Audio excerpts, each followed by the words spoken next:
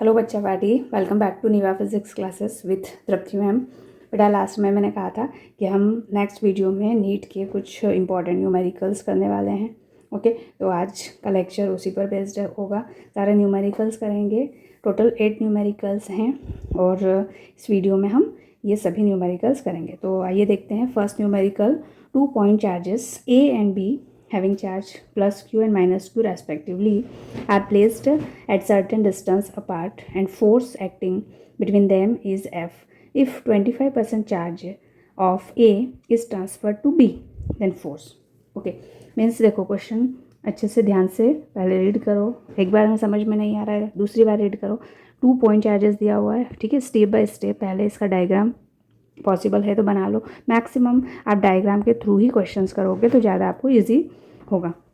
2 point charges हैं, तो suppose आपने ये चार्जेस ए लिया है, ठीक है, और ये है आपका बी। ओके, इस पे है पॉजिटिव क्यू चार्ज, सेकंड पे है माइनस नेगेटिव चार्ज।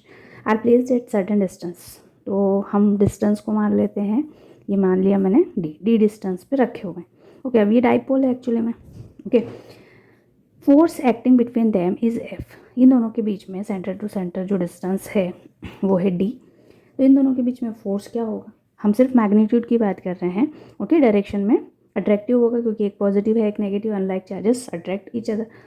अब इन दोनों के बीच में फोर्स क्या होगा, तो जो फोर्स होगा वो होगा बेटा के Q into Q, okay, divide by D square. ठीक है, आर मान लो डी मान लो, जो भी आपको लेना है ले सकते हैं। एफ इज इक्वल टू के Q square upon D square. ठीक है, तो force, electrostatic force between this two charges, ये क्या आया, ये मैग्नीट्यूड ये आया। अब हमने नेक्स्ट स्टेप में क्या किया, 25% चार्ज ए का जो है वो बी में ट्रांसफ़र कर दिया। ओके, तो ए में जो चार्ज बचेगा वो कितना बचेगा बेटा, 25% कमी आ जाएगी। ओके, अगर 100% है तो 100 का 25% कम करेंगे तो ये हो जाएगा बेटा 75%। मतलब 70% को हटाएंगे तो यहाँ पे मतलब डिवाइड बाय 100 हो जाएगा। तो जो क्यू जो चार्ज है फर्स्ट वो इतना बचा पॉजिटिव, ठीक है। ये इसके बाद में चार्ज को ट्रांसफ़र करने के बाद में जो फर्स्ट वाला चार्ज है उस पर चार्ज इतना आ गया, कमी आ गई, ठीक है। 25% की कमी मतलब 75% बचा हुआ है, ठीक है। जो डिस्टेंस है वो तो सेम ही दी हुई है, तो डिस्टेंस, अब देखो इस पर अगर 25% इस पर कम है तो कंजर्वेशन ऑफ चार्ज के अकॉर्डिंग 25% यहाँ पर ऐड होगा, ठीक है। तो ऐड कर लीजिए, तो माइनस क्यू प्लस 25% ऐड कर लेंगे तो ये 25% ऐड कर लिया। अब ये याद रखना कि यहाँ पे माइनस क्यू है तो विथ साइन आपको यहाँ पे पुट करना रहेगा, क्लियर। तो इससे जब आप सॉल्व करोगे तो क्या आएगा बेटा, यहाँ पर आएगा 75, 100 माइनस 100 हो जाएगा और ये 25 तो माइनस 75 अपॉन 100, ठीक है। तो सेकेंड चार्ज आपका जो वैल्यू है वो ये बन गया, ठीक है। इसको अगर आप थोड़ा सा सॉल्व कर लें तो ये हो जाएगा बेटा 3/q चार्ज, इस पर पॉजिटिव चार्ज आ जाएगा और इस पर डी डिस्टेंस पे इस पर नेगेटिव चार्ज माइनस 3/4q, ठीक है। अब चार्जेस की वैल्यू देखो, पहले q थी अब ये 3/4q हो गई, तो क्या होगा, अब इनके बीच में जो फोर्स है वो क्या होगा, तो फोर्स हम एफ डैश मान लेते हैं। F dash is equal to force क्या होता है, के Q1 मतलब ये फर्स्ट वाला चार्ज, तो ये हो जाएगा 3/4q। सिर्फ मैग्नीट्यूड फाइंड कर रहे हैं तो विदाउट साइन आपको यूज़ करना है। यहाँ पे अगेन 3/4q और दोनों के बीच का डिस्टेंस कितना है, डी स्क्वायर।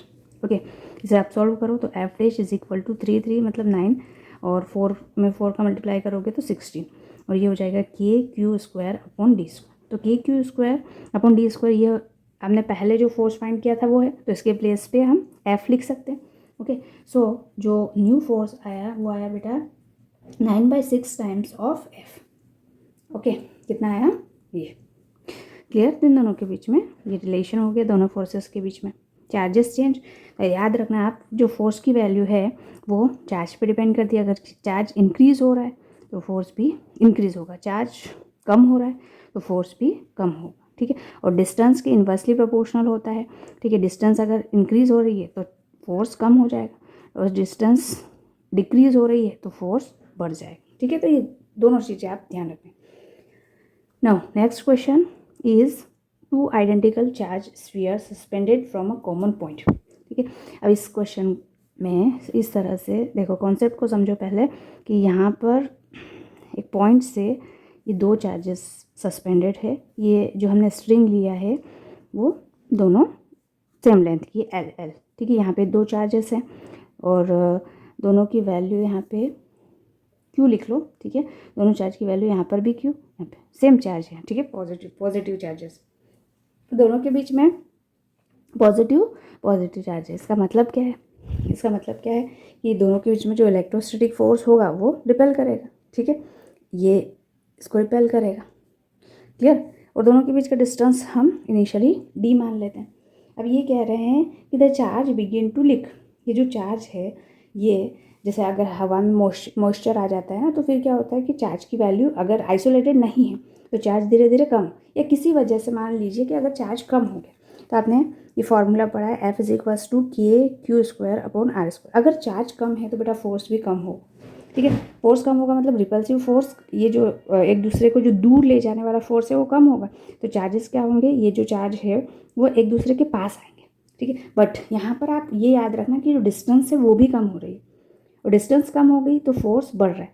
तो फर्स्ट वाले केस में तो क्या हो रहा है, फर्स्ट वाले केस में ये जो फोर्स है, चार्ज की वैल्यू कम हो रही है तो फोर्स बढ़ रहा है, और सेकंड केस में जो डिस्टेंस है वो कम हो रही है तो चार्ज बढ़ रहा है। तो ये दोनों चीज़ें कॉन्ट्राडिक्ट है, ठीक है।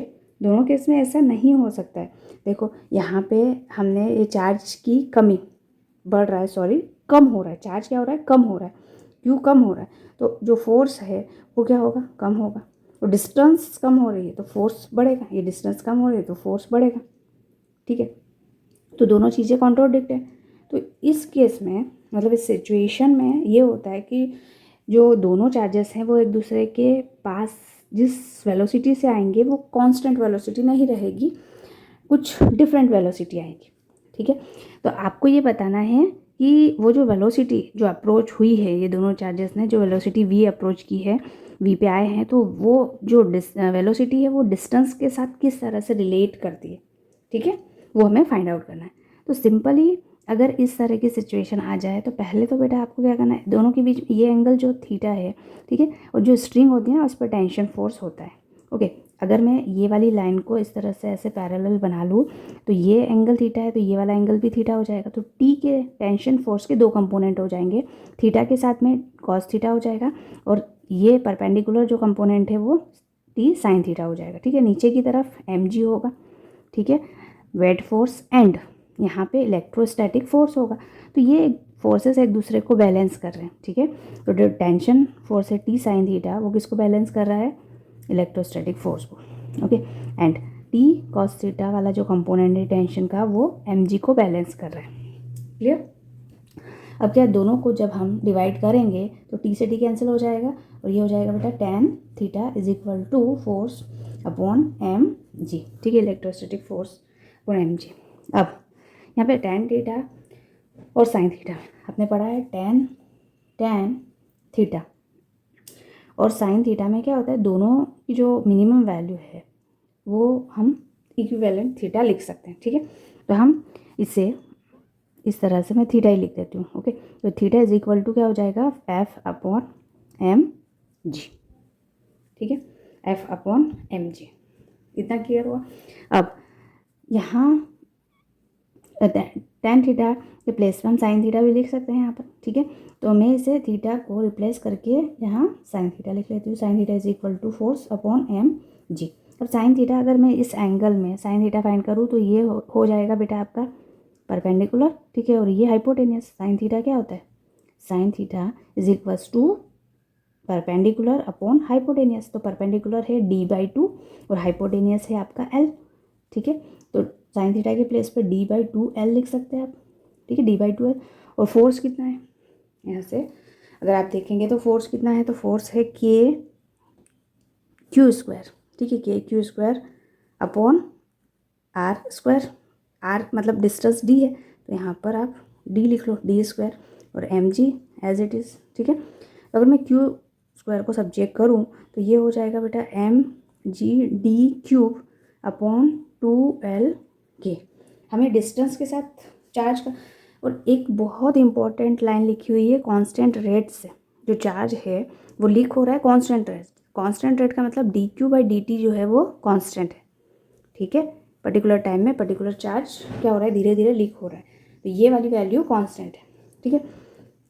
नाउ इससे आप डिफरेंशिएट करेंगे तो ये सभी वैल्यूज़ जो है आपको डी के अलावा ये सभी वैल्यूज़ जो है कांस्टेंट, तो Q square is directly proportional to D cube लिख सकते हैं क्योंकि सारी वैल्यूज़ कांस्टेंट है, okay. And Q is directly proportional या इज इक्वल टू करके लिख सकते हैं, या डी की पावर 3/2 हो जाएगा, ठीक है। अब इसे क्या करेंगे, आप डिफ्रेंशिएट करेंगे तो क्यू का D Q by D T हो जाएगा, और ये डी की पावर 3/2 का आप डिफ्रेंशिएट करेंगे तो 3/2 पावर आगे आ जाता है, ठीक है। फिर -1 हो जाता है तो 3/2 में से -1 करेंगे तो 1/2 हो जाएगा, ठीक है। ये 1/2 और डी का अगेन होगा तो ये हो जाएगा डी, यहाँ पे ओनली डी लिखा हुआ है तो डी डी कर देते हैं, अगर एक्स लिखा होगा डी एक्स हो जाता है, किसके रिस्पेक्ट में, डी। डिस्टेंस का टाइम के रिस्पेक्ट में ये क्या होता है बेटा, वेलोसिटी, ठीक है। तो ये हो जाएगा 3/2 और इसको आप √d लिख सकते हैं और ये हो जाएगा वेलोसिटी, ठीक है। ये D Q by D T, और यहाँ पे मैं 2/3 कर देती हूँ, 3/2 को इधर लेके आ जाएंगे, ठीक है। तो v को जब आप सब्जेक्ट करोगे तो ये कांस्टेंट है, ये भी टर्म कांस्टेंट है, इसका मतलब ये यहाँ पे डिवाइड में आ जाएगा, ओके। इसका मतलब क्या है कि D Q by D T 2/3, ठीक है, और ये 1/√d, तो यहाँ से आपको मिला v inversely proportional to d की पावर 1/2। जो वेलोसिटी है वो इस तरह से डिस्टेंस के साथ इन्वर्सली प्रोपोर्शनल है, ठीक है। डिस्टेंस धीरे धीरे क्या होगी, कम होगी, वेलोसिटी मतलब बहुत तेज़ी से आएंगे, ठीक है। तो ये क्वेश्चन आपको आई होप समझ में आ गया होगा। नेक्स्ट क्वेश्चन में आपको दिया हुआ है 2 pitch balls carrying equal charges are suspended from common point, ठीक है। ये कॉमन पॉइंट यहाँ पे ओ है, यहाँ से सस्पेंड किया हुआ है 2 पिच बॉल को, और ये क्या है, equilibrium, the equilibrium separation between them is R. First वाली कंडीशन में ये चार्ज है, दोनों चार्ज सेम है तो दोनों पे चार्ज क्यू है, और दोनों की जो डिस्टेंस है यहाँ से यहाँ तक की जो डिस्टेंस है बेटा वो कितनी है, R, okay. Now the strings are rigidly clamped at half. अब जो स्ट्रिंग है, पहले यहाँ से स्ट्रिंग यहाँ से अटैच्ड था, अब स्ट्रिंग थोड़ा सा लूज हो गया और यहाँ तक आ गया, ठीक है। तो ये वाला जो इन दोनों चार्जेस के बीच में जो डिस्टेंस है वो वैरी करेगा, चेंज होगा, तो आर डैश की वैल्यू हमें फाइंड करना, और कितना, तो टोटल डिस्टेंस का हाफ डिस्टेंस तक यहाँ आया है स्ट्रिंग, ओके। तो आपको आर डैश और आर में जो रिलेशन है वो फाइंड आउट करना है, इस क्वेश्चन में क्या करना है, रिलेशन फाइंड आउट करना है, क्लियर। अब अगेन जो हमने लास्ट वाला क्वेश्चन किया था उसके अकॉर्डिंग आप क्या करेंगे, डायग्राम बना लेंगे। नीचे की तरफ इस चार्ज पे क्या हो जाएगा, वेट फोर्स, ठीक है। इस तरफ क्या हो जाएगा, इलेक्ट्रोस्टैटिक फोर्स, और ये एंगल अगर थीटा है, ठीक है, तो ये एंगल भी थीटा हो जाएगा, ये टेंशन फोर्स है आपका, तो इसके कंपोनेंट हो जाएंगे टी कॉस थीटा एंड यहाँ पर हो जाएगा टी साइन थीटा, ठीक है। एक दूसरे को कंपोनेंट्स बैलेंस करेंगे तो टी साइन थीटा जो है वो हो जाएगा इलेक्ट्रोस्टैटिक फोर्स के बराबर, and T cos theta is equal to M G के बराबर, ठीक है। दोनों को डिवाइड करेंगे तो जो tan थीटा की वैल्यू आएगी वो आएगी बेटा फोर्स, मतलब electrostatic force upon M G, ठीक है। अब हम इस केस के लिए बात कर रहे हैं, ओके। अगर मैं यहाँ पे लिखूँ तो केस फर्स्ट के लिए बात कर रहे हैं। अब यहाँ tan थीटा का मतलब क्या है, परपेंडिकुलर, ठीक है, अपॉन बेस, ओके। तो परपेंडिकुलर ये टोटल आर है तो हाफ डिस्टेंस के लिए r/2 और बेस हो जाएगा ये y, ठीक है। tan थीटा को क्या लिख सकते हैं आप, ये थीटा एंगल है तो परपेंडिकुलर ये हो जाएगा r/2, ठीक है। और ये है आपका ये परपेंडिकुलर, ये बेस हो जाएगा y, ठीक है, फोर्स अपॉन mg, ओके। अब r/2y, इन दोनों के बीच में फोर्स, इलेक्ट्रोस्टैटिक फोर्स कितना होगा, तो kq², दोनों के बीच का डिस्टेंस क्या है, r² mg, ठीक है। तो यहाँ से ये हो जाएगा आपका r3, या r² को यहाँ पे लेके आई, और 2y is equal to kq² upon mg, ठीक है। ये फर्स्ट केस में हो गया, ओके, क्लियर। ये आपकी इक्वेशन नंबर फर्स्ट। अब सेकेंड केस नंबर सेकेंड में अगेन हम tan थीटा फाइंड करेंगे, ठीक है। फोर्स उन दोनों के बीच में ये होगा क्यू चार्जेस तो सेम है, बस डिस्टेंस चेंज हो रहा है। यहाँ पे tan थीटा के बेस पे r'/2 हो जाएगा, ठीक है। और ये y/2, ये वाला डिस्टेंस जो है बेस y/2 हो जाएगा, ये एंगल थीटा है ना, तो ये वाला तो r'/2 हो जाएगा और ये y/2, ठीक है। तो y/2 मतलब ऊपर 2 गया, ठीक है, 2 से 2 कैंसिल हो जाएगा और फोर्स कितना हो जाएगा KQ² R⁻², okay, R⁻² into mg, okay. Now यहाँ R⁻² है, यहाँ R है, तो R⁻³ divide by y is equal to KQ² upon mg। ये इक्वेशन आपका सेकेंड होगा। अब इक्वेशन फर्स्ट और सेकेंड में आप देखोगे कि RHS जो हैं वो दोनों सेम हैं, तो हम LHS को इक्वेट कर सकते हैं, ठीक है। So from equation number 1 and 2, equation number 1 and 2 से ये दोनों इक्वेट हो जाएंगे। So R⁻³ upon y is equal to R³ upon 2y, y से y कैंसिल हो गया, सो R⁻³ upon R³ by 2, okay. या फिर R' इज इक्वल टू, यहाँ पर आप रखेंगे क्यूब रूट हो जाएगा 2 का, सो R/³ तो जो डिस्टेंस R' होगा वो इतना होगा, clear, okay. Now next question है, a charge Q is placed at a centre of the line joining 2 equal charges, okay. देखो 2 चार्जेस हैं, एक है +Q और दूसरा भी क्या है +Q ही है, 2 इक्वल चार्जेस लिखा है ना, तो दूसरा भी +Q। ये पॉइंट A पे रखा हुआ है, ये B पे रखा हुआ है, क्लियर। अब यहाँ पे बीच में, एग्जैक्ट बीच में, अगर इन दोनों के बीच का जो डिस्टेंस है वो R है, तो यहाँ से R/2 डिस्टेंस पे एक चार्ज रखा हुआ है स्मॉल q, ठीक है, सेंटर पे स्मॉल q। अब आपको ये बताना द सिस्टम ऑफ द 3, अब ये 3 चार्जेस का जो सिस्टम है ये इक्विलिब्रियम में, ओके। तो जो q है, q की वैल्यू इस कैपिटल Q के फॉर्म में क्या होगी ये आपको बताना है, ठीक है। तो जब भी इक्विलिब्रियम की कंडीशन आए, ठीक है, on equilibrium condition net force कितना होता है बेटा यहाँ पर 0, ठीक है। अब जो नेट फोर्स है इन दोनों के बीच में, इन दोनों के बीच में, किसी के भी बीच में जो नेट फोर्स होगा वो 0।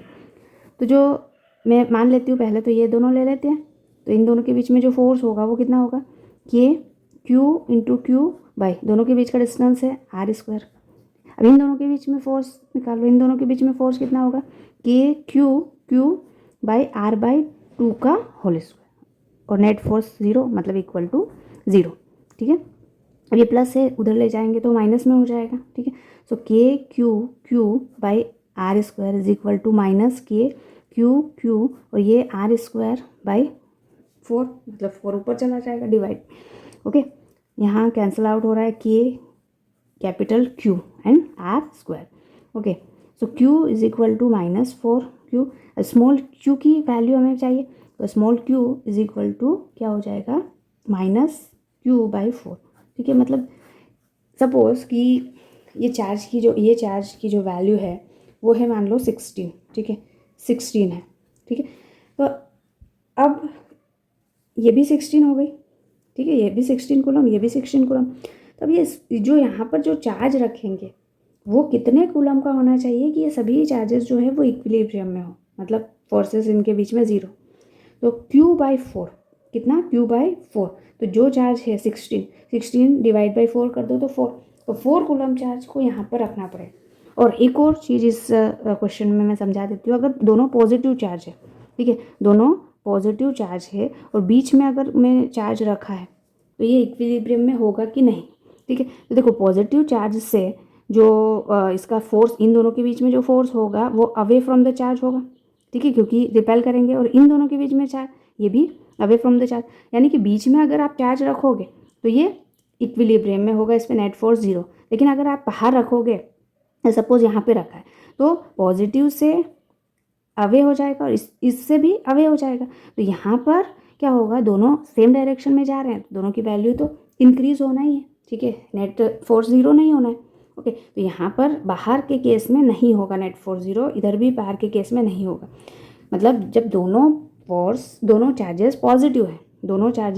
पॉजिटिव हैं तो इक्विलिब्रियम की कंडीशन, मतलब इनसाइड जो है, इनसाइड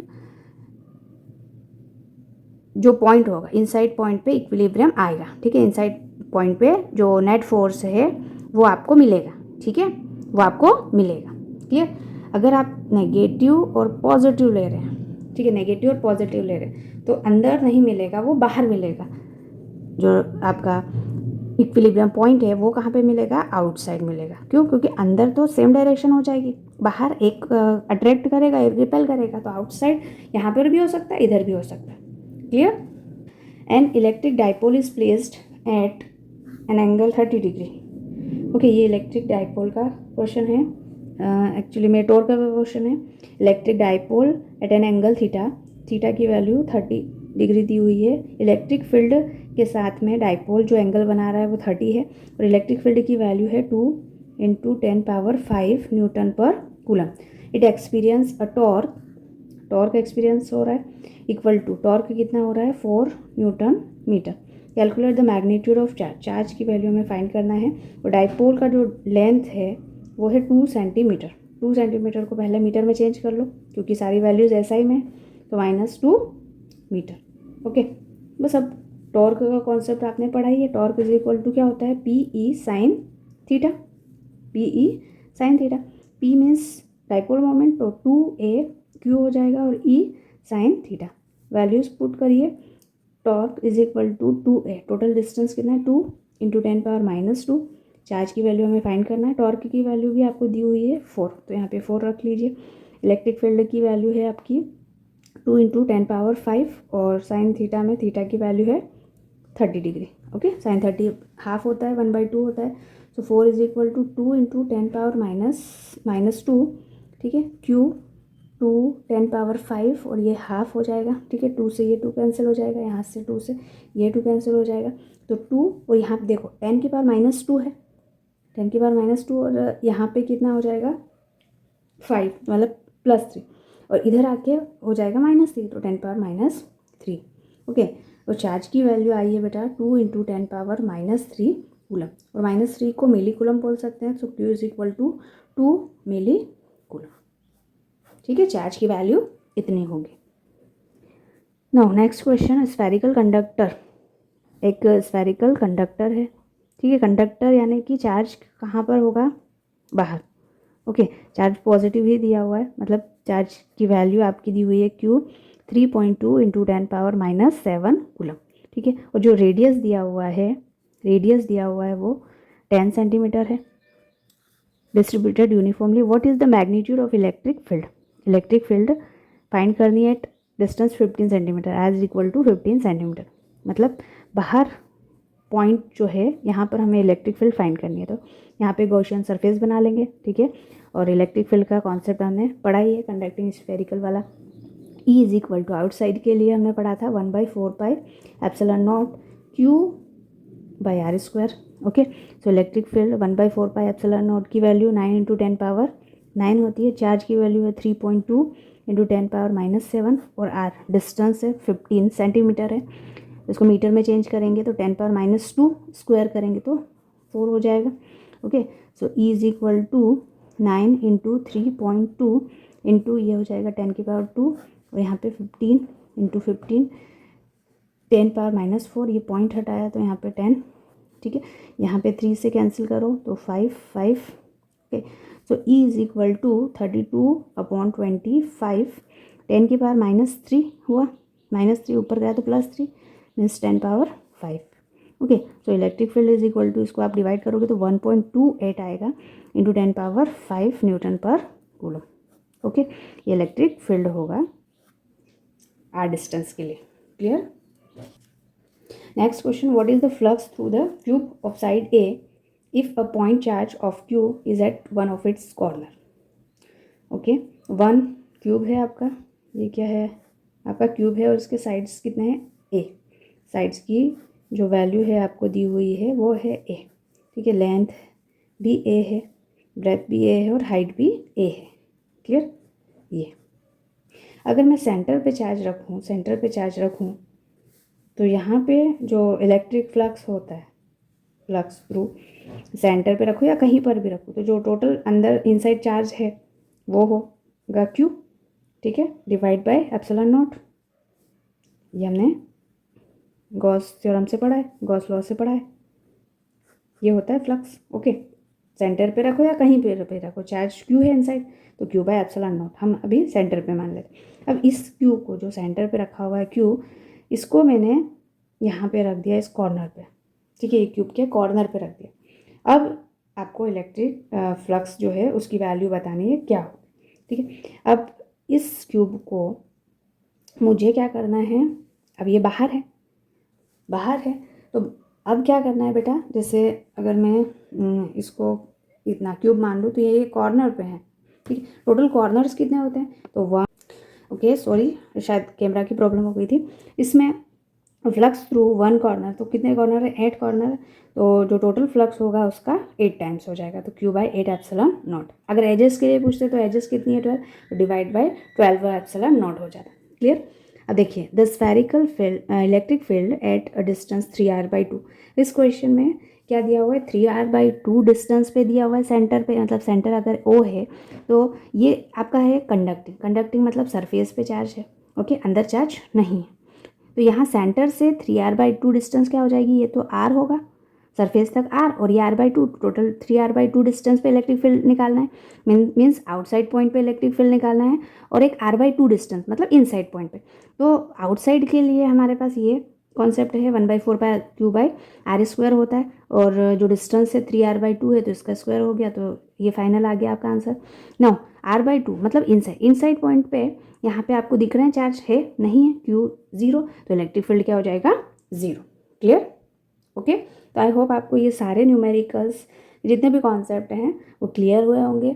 हम और भी काफ़ी सारे न्यूमेरिकल्स करेंगे। अब ये चैप्टर आपका फिनिश हुआ है। नेक्स्ट हम चैप्टर 2 स्टार्ट करेंगे, electrostatic potential and capacitance, okay.